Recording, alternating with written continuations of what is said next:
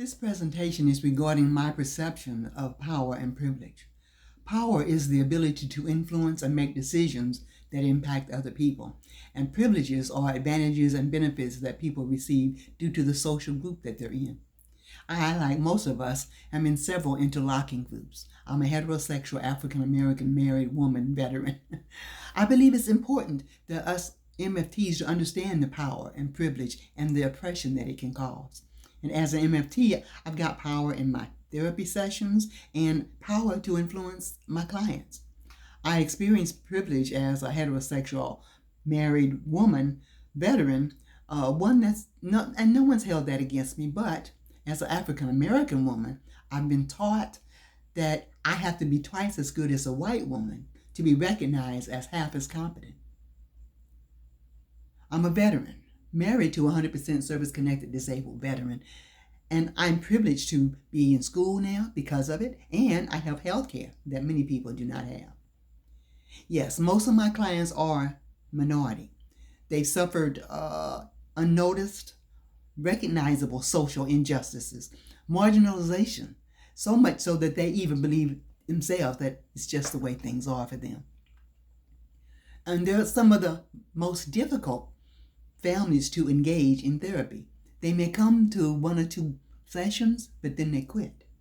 And why is that? Because it's up to us to recognize the trauma and the dynamics of being poor, the culture of poverty. You see, it's not enough just to recognize that a family is poor. We must factor in to the family's problems, the dysfunction, and even our therapeutic intervention. We must understand their needs and how their goals and dreams, even ambitions, may be determined by their class.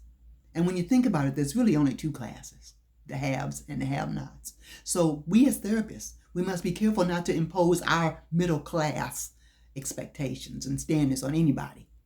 Even if unintentional, it can hinder the therapeutic process and intervention to be able to set goals or having any possibility of change if we want to be change agents.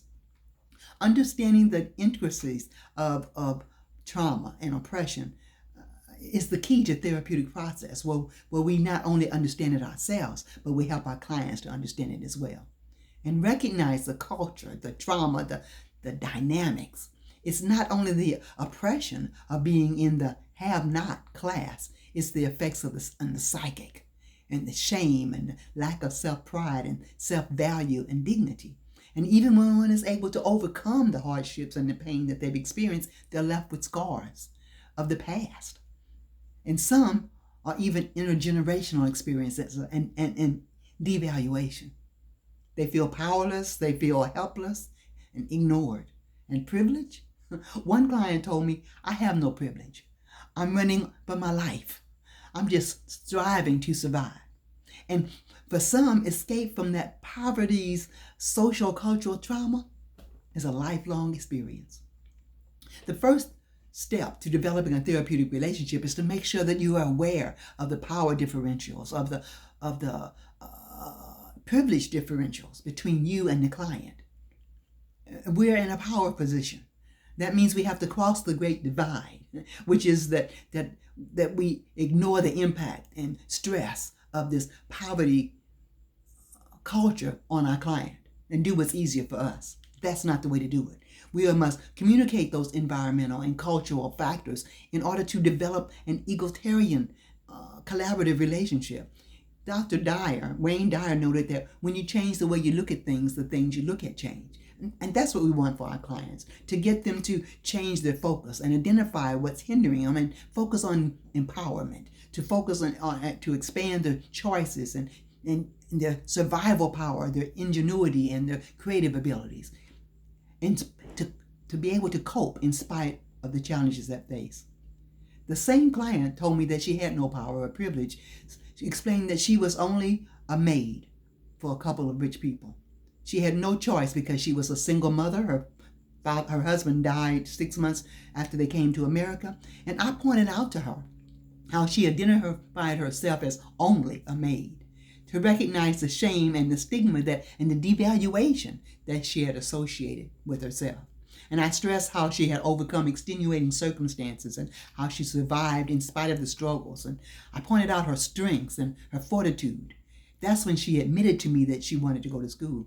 I was able to collaborate with the social services and with the community college, and now she's attending part-time to be a phlebotomist. She has an entirely new outlook on life. Now, virtual visits are growing in popularity, and telehealth is a great way to provide care, even be as effective as face-to-face if a therapist is trained. There are circumstances and barriers to meeting face-to-face sometimes. For instance, travel difficulty. Many of my clients live in rural areas and don't own cars. Or if they have access to a bus, they may have to take several buses just to get to my office. So some have disabilities where they need someone else to bring them. So with telecare or telehealth, the client doesn't need to leave their home. It saves them time and money. And nowadays, we're dealing with COVID, so the telehealth is, there's no exposure. It's crucial that I consider my own biases, and I do a self-reflection and even self-interrogation of my cultural norms, my expectations, and my values about diverse groups. And when in conversation, whether in the therapy room or not, as Stephen Covey stressed, I need to seek to understand rather than to be understood.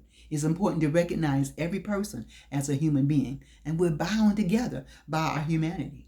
Therefore, as far as I'm concerned, I have a moral obligation and of empathy and benevolence.